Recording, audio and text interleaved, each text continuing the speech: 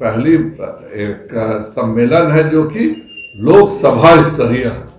इसमें केवल वैशाली लोकसभा के ही हमारे कार्यकर्ता बंधु, पन्ना प्रमुख, हमारे बूथ अध्यक्ष, उन सबों की एक सभा होगी।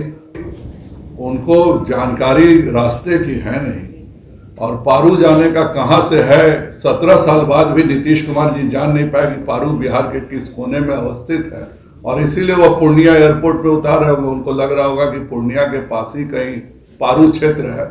वो उनकी गलती नहीं है। अगर आप हमेशा कमरे में बंद रही है और 4 लोगों के सहारे प्रतिदिन शाम को पूरा बिहार डील कीजिए तो आपका यही हश्र होता है। तेजस्वी यादव जी ने पूरे बिहार की जनता को धोखा दे करके 75 सीट प्राप्त किया था। आज पूरे बिहार की जनता इंतजार कर रही है कि 10 लाख नौकरियां किस दस्तखत से मिलेंगी। उन्होंने अपने गाय दूहने वाले से लेकर के चाणक्य होटल तक के मालिक से जमीनों को जो गिफ्ट किया है उनका जिक्र क्यों नहीं करते। तेजस्वी जी को एक लिस्ट बनानी चाहिए। 4 महीने में जितनी नौकरियां बांटी गई हैं सब भाजपा के समय की नौकरियां हैं। उनके द्वारा नौकरी के इंतजार आज भी सीटीईटी और बीटीईटी के कार्यक्रम के बच्चे कर रहे हैं। मैं तो कहा कि आप उनको नौकरी दीजिए, मैं खुद धन्यवाद दूंगा। मुझे तो भट्टी साहब से ये उम्मीद थी कि कम से कम वो ईमानदार अफसरों को आगे बढ़ाएंगे, लेकिन जो नई ट्रांसफर की लिस्ट बनी है वह साफ बता रहा है कि अब जो ईमानदारी से अपराधियों को पकड़ेगा वह उसका तबादला हो जाएगा और बेईमान ही लोग अब बिहार में राज करेंगे। कि पिछली बार जो प्रेस कॉन्फ्रेंस थी राष्ट्रीय संगठन महामंत्री जी के बैठक काफी लंबी चली और इसके कारण प्रेस कॉन्फ्रेंस आखिरी समय में मुझे स्थगित करना पड़ा और आप सबको जो तकलीफ हुई उसके लिए मैं क्षमा प्रार्थी हूँ। लेकिन कुछ स्थितियां हम सभी के हाथ में नहीं होती हैं।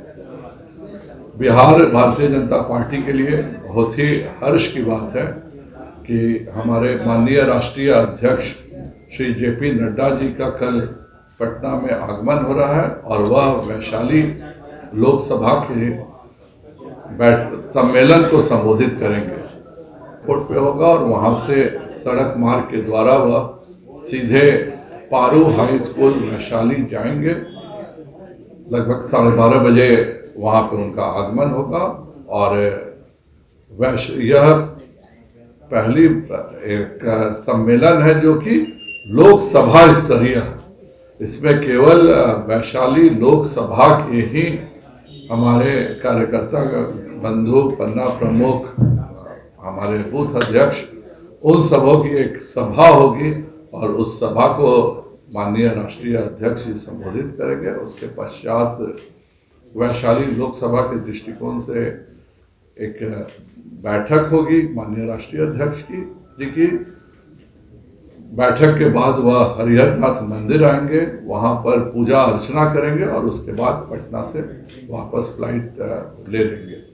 हमारे लिए यह बेहद गर्व का क्षण है कि हमारे राष्ट्रीय अध्यक्ष जी आ रहे हैं और खास करके बिहार में जो राष्ट्रीय अध्यक्ष जी के मेहनत और माननीय प्रधानमंत्री जी के कार्यों के कारण जो स्थितियां बनी और हम गोपालगंज और कुढ़नी दोनों उपचुनाव जीतने में सफल हुए, उसके कारण हमारे कार्यकर्ताओं में बहुत ही उत्साह है और पूरे रास्ते राष्ट्रीय अध्यक्ष जी के स्वागत के लिए हमारे कार्यकर्ता तैयार भी हैं।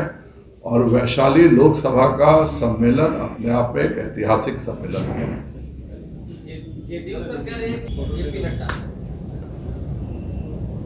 असल बात क्या है कि उनको जानकारी 17 साल बाद भी नीतीश कुमार जी जान नहीं पाए कि पारू बिहार के किस कोने में अवस्थित है, और इसीलिए वो पूर्णिया एयरपोर्ट पे उतार रहे होंगे। उनको लग रहा होगा कि पूर्णिया के पास ही कहीं पारू क्षेत्र है। वो उनकी गलती नहीं है। अगर आप हमेशा कमरे में बंद रही है और 4 लोगों के सहारे प्रतिदिन शाम को पूरा बिहार डील कीजिए तो आपका यही हश्र होता है।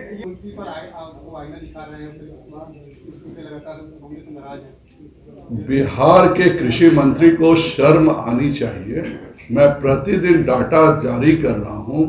पिछले 1 महीने में एक दिन भी ऐसा नहीं हुआ है कि बिहार के पास 80,000 टन से कम यूरिया हो, 70,000 टन से कम डीएपी हो, और उसके बाद भी जब किसानों के लाइन की दुखदाई खबर मिल रही है, यह बता रहा है कि मुख्यमंत्री जी ने जानबूझ करके एक ऐसे कृषि मंत्री को बनाया जिसके साथ पूरा कृषि मंत्रालय समाप्त हो सके, और किसान हर जिले में आज जो हाहाकार कर रहा है, मैंने आज भी डाटा जारी किया है, आज के दिन भी 70,000 टन यूरिया बिहार को उपलब्ध है, 1 लाख टन यूरिया डीएपी को उपलब्ध है। उसके बाद भी हर जिले में, हर शहर में आपको यह पता चल रहा है कि लाइन नहीं लग रही है, टूट रही है, किसानों को यूरिया नहीं मिल रहा है। तो माननीय नीतीश कुमार जी का जो कृषि का मैनेजमेंट है, इससे असफल, आखिर अगस्त से पहले तो बिल्कुल स्थिति ठीक थी। पिछले वर्ष जरूर हम लोग को इजिप्ट से दिक्कत हुआ था कि मिस्र से यूरिया नहीं आ सका। आज जब माननीय नरेंद्र मोदी जी के नेतृत्व में हमारा बरौनी का कारखाना चालू हो गया है, गोरखपुर का कारखाना चालू हो गया है, पूरे देश में कहीं यूरिया की कमी नहीं है, तो बिहार में एक कृत्रिम यूरिया की कमी बना करके जो व्यवसायी हैं और जो कृषि के पदाधिकारी हैं, दोनों मिलकर बिहार के किसानों को लूटने का काम कर रहे हैं। उनका आपस का मामला है, वो आपस में भारतीय जनता पार्टी का साफ मानना है कि महागठबंधन एक पूरे धोखे से बनी सरकार है। नीतीश कुमार जी को 43 के बावजूद उन्होंने भाजपा को धोखा दिया, और तेजस्वी यादव जी ने पूरे बिहार की जनता को धोखा देकर के 75 सीट प्राप्त किया था। आज पूरे बिहार की जनता इंतजार कर रही है कि 10 लाख नौकरियां किस दस्तखत से मिलेंगी।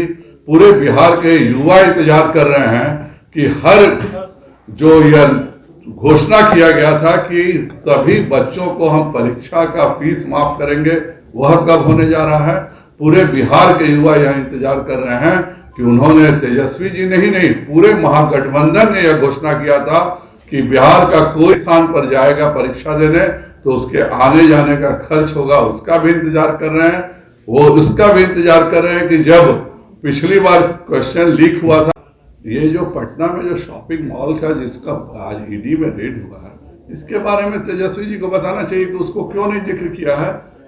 तेजस्वी जी ने बहुत सारी छद्म कंपनियां बनाई हैं, उन छद्म कंपनियों के द्वारा उन्होंने अपने गाय दूहने वाले से लेकर के चाणक्य होटल तक के मालिक से जमीनों को जो गिफ्ट किया है, उनका जिक्र क्यों नहीं करते। तेजस्वी जी को एक लिस्ट बनानी चाहिए कि किस किस कंपनी में उनके किस किस चतुर्थ वर्गीय रेलवे के कर्मचारी ने उनको जमीन दिया है, किस किस बड़े उद्योगपतियों ने उनको जमीन दिया है, प्रेम गुप्ता जी ने उनको कौन कौन सा फार्म हाउस गिफ्ट किया है।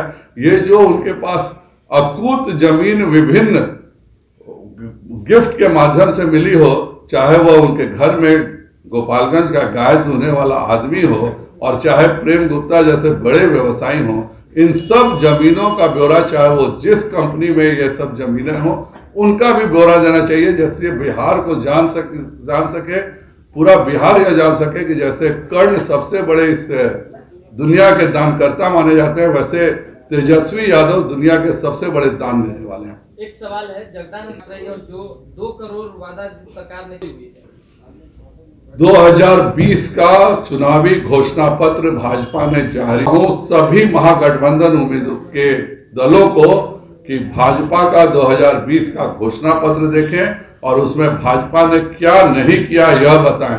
जबकि महागठबंधन का घोषणा पत्र पूरे तौर पर झूठ का पुलिंदा था।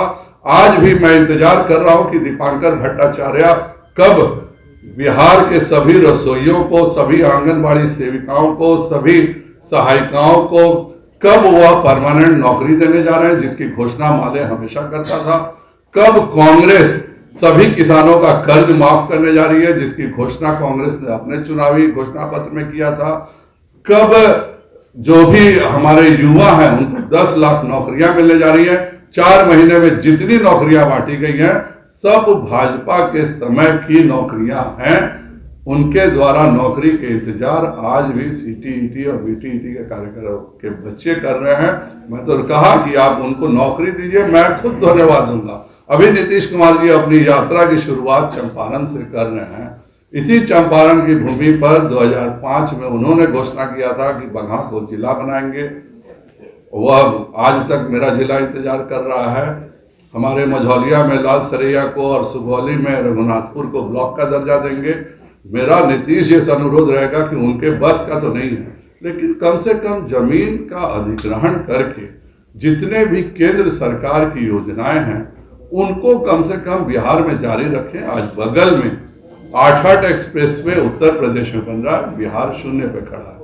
बगल में 1 लाख करोड़ रुपए के इंडस्ट्रीज आ रहे हैं उत्तर प्रदेश में, बिहार शून्य पे खड़ा है। एक मेगा टेक्सटाइल पार्क का हम लोगों ने उन्हीं के द्वारा पास भी कराया था, 1700 एकड़ जमीन भी रतवल में दिलवा दिया था। उस केवल एक मेगा टेक्सटाइल पार्क से 1 लाख नौकरियां मिलती। आज 4 महीने से महागठबंधन की सरकार मेगा टेक्सटाइल पार्क के बारे में केंद्र से एक शब्द भी बोलने को तैयार नहीं है।